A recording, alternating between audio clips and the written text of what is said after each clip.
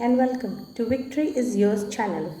This is chapter 14 part 2 of class 6 NCERT science, and we were doing the chapter water, and we studied how the water gets into air from oceans.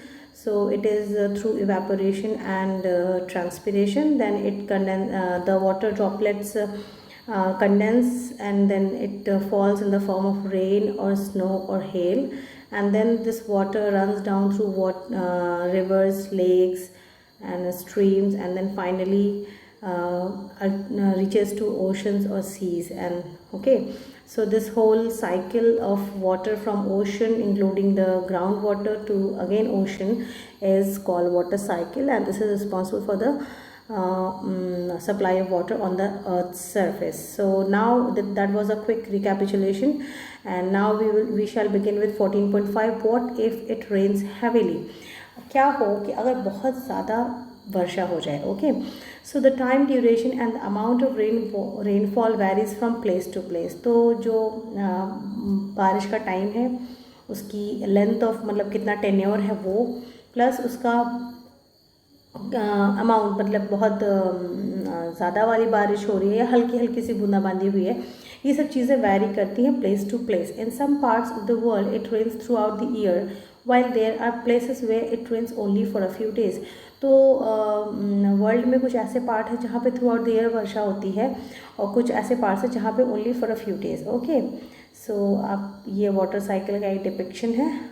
And coming to this, या in our country most of the rainfall occurs during the monsoon season. तो हमारी country में वर्षा कब होती है? Monsoon season के दौरान. Rains bring relief specially after hot summer days. और ये कब आता है मानसून? हमारे समर के बाद आता है. The sowing of many crops depends on the arrival of the monsoon. और हमारे खेतों में फसल की बुआई भी मानसून के अराइवल पर डिपेंड करती है.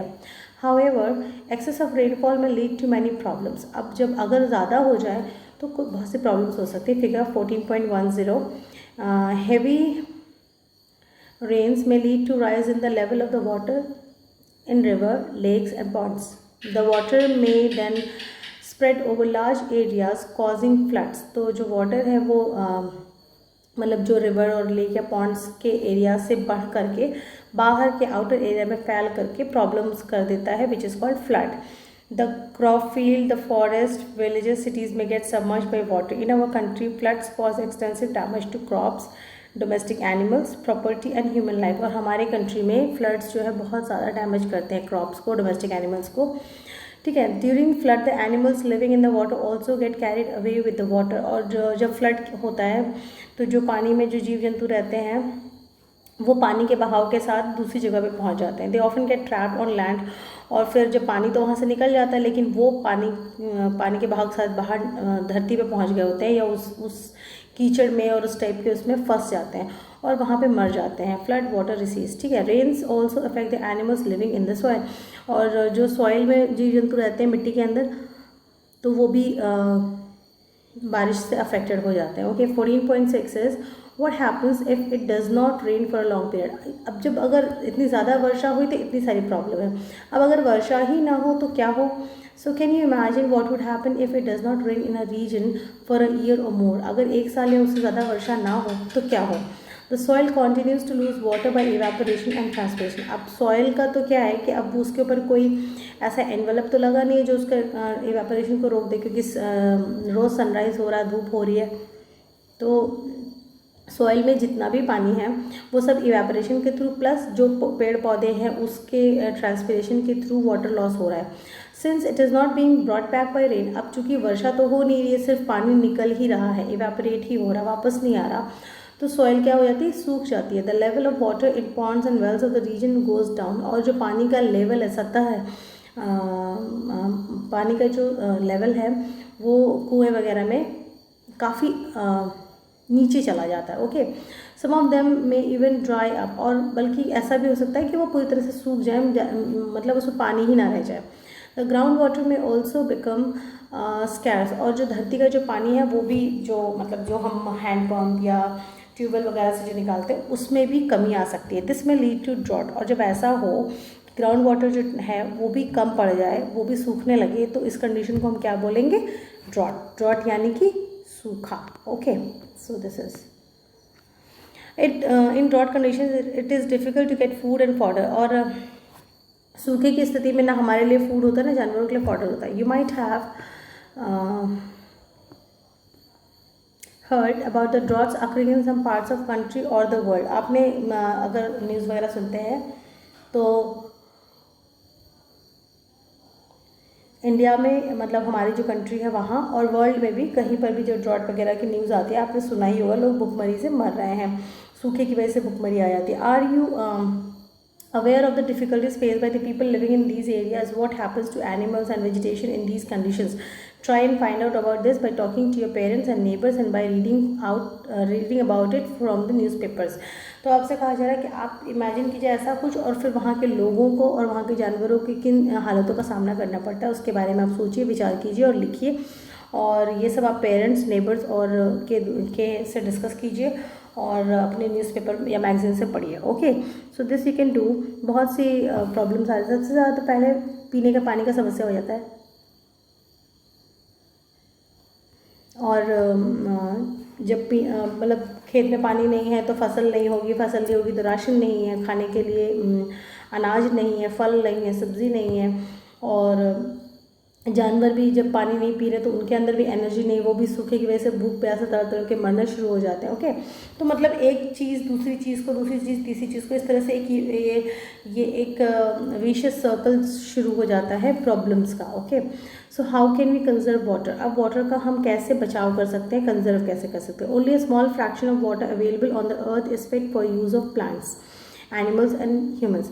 तो जितना भी पानी धरती पर है, अर्थ पे है, उसका बहुत ही स्मॉल फ्रैक्शन, बहुत ही स्मॉल, लिटरली बहुत ही स्मॉल फ्रैक्शन जो है वो फिट फॉर यूज़ है, मतलब कि जिसको हम डायरेक्टली यूज़ कर सकते हैं। Most of the water is an ocean and it can not be use directly, और जो ज़्यादातर पानी तो ओशंस में और उसको हम डायरेक्टली यूज़ नहीं कर सकते। When the level of ground water decreases drastically this can not be use any more.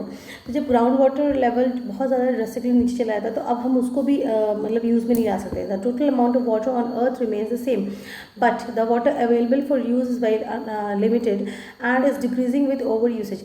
अब प्रॉब्लम क्या है कि जो टोटल अमाउंट ऑफ वाटर है, देखिए ये एक इम्पॉर्टेंट पॉइंट है यहाँ पे समझने के लिए, कि जो total amount of water on earth है वो तो एग्जैक्टली उतना ही है, ठीक है, उसमें कोई चेंजेस नहीं हो रहे हैं क्योंकि साइकिल तो चालू है। लेकिन प्रॉब्लम क्या हो रही है, जो बीच में जब अर्थ से वाटर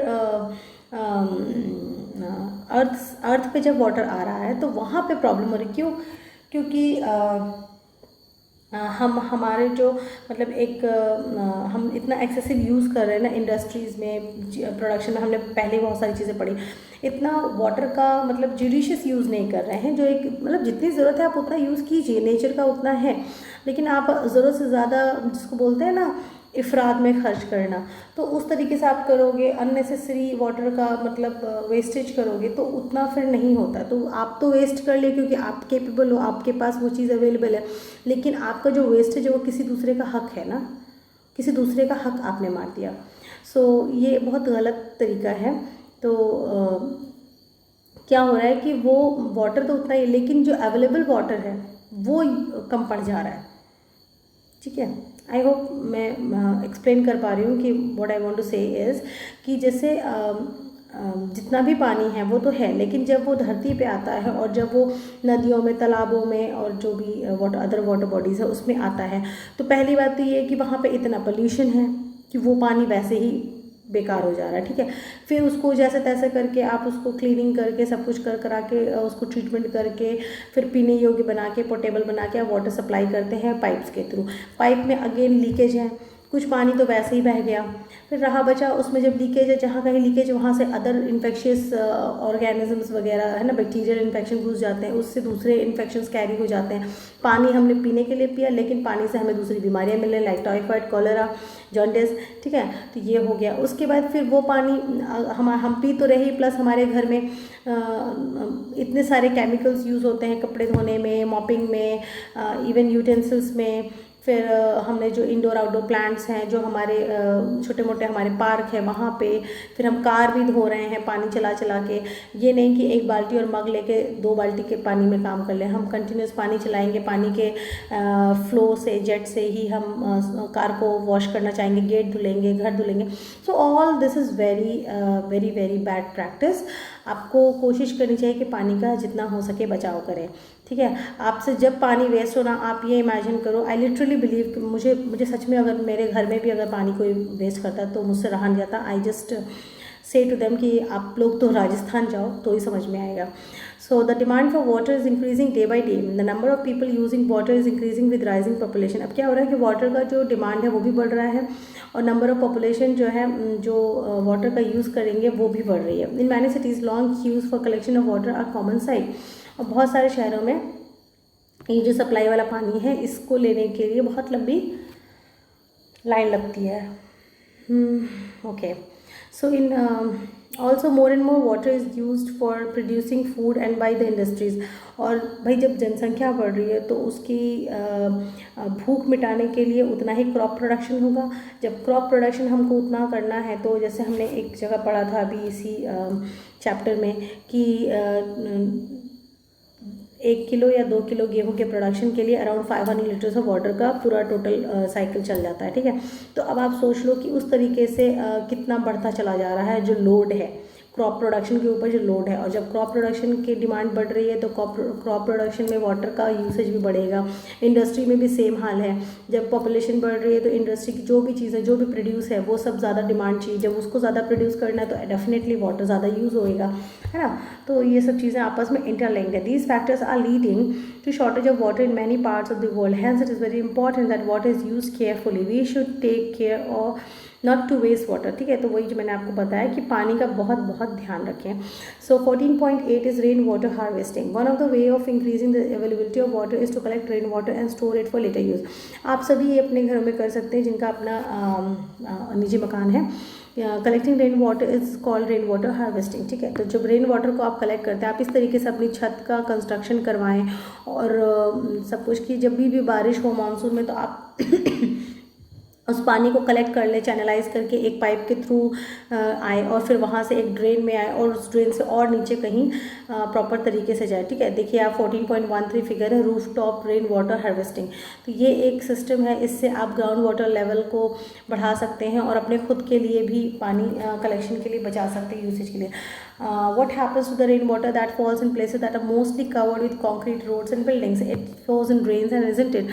अब देखिए जो पानी ऊपर से बरसात में आ रहा है ना, फर्स्ट वो बारिश छोड़ने के बाद से सेकंड बारिश थर्ड बारिश से वो पानी बिल्कुल मतलब पोर्टेबल है, आप उसको डायरेक्टली पी सकते हो। इट्स वेरी है ना, बहुत ही उसमें कहीं कोई ऐसे जर्म्स या कुछ भी ऐसा नहीं है। लेकिन आप सोचो कि वो पानी जब सड़क पे गिरता है, जो कंक्रीट की सड़क है या जो इस तरीके के जो पार्क हैं सो कॉल्ड, जिनमें पार्क के नाम पे सिर्फ और सिर्फ मूर्तियाँ लगा दी गई हैं, तो अब आप सोचो वहाँ से वो पानी बह के सीधे सीधे कहाँ जा रहा है, ड्रेन में जा रहा है ना। मतलब जो बिस्लरी है, जो आप दूसरी वाटर बॉटल्स खरीदते हो उसमें जो पानी फिल होता है वही पानी आप नालियों में बहा रहे हो। From there water goes to river और lakes which could be far away. A lot of effort will then be required to get this water back into our homes as the water did not seep into the ground. अब जब वो वहाँ से फिर lakes और reverse में चला जाएगा और फिर वो गंदे में और गंदा होता चला जाएगा और फिर उसके बाद उस वाटर को वापस से पीने योग्य बनाने के लिए और हमारे घर पहुँचाने के लिए बहुत सारा एफर्ट चाहिए। Okay, so here are two techniques of rain water harvesting as discussed. एक है roof top rain water harvesting. In this system the rain water is collected from the roof top to a storage tank. एक roof top से एक pipe के through पानी जो है storage tank में लाया और फिर स्टोरेज टैंक्स थ्रू पाइप्स, और फिर इससे जो है दिस वाटर में contain soil from the roof and need filtering. और उसको जब फिल्ट्रेशन होके उसके बाद instead of collecting rain water in tank the pipes can go directly to the pit in the ground.